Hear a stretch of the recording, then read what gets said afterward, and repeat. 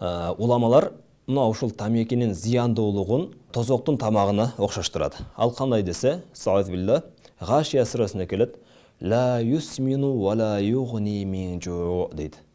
Мына ушул тозоктун тамагы ал адам баласыны семиртип дагы жибербейт дейт. Ва ла югни мин жуу, ушул тозоктун тамагы адам баласыны ачкачылыктан дагы куткарбайт дейт.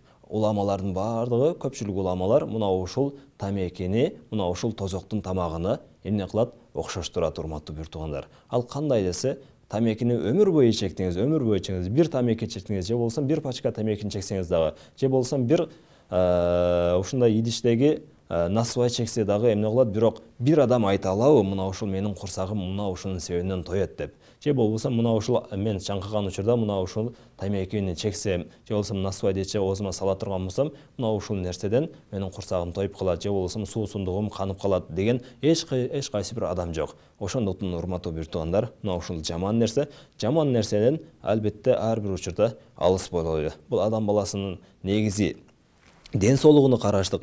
Бул парыздардан болуп эсептелет.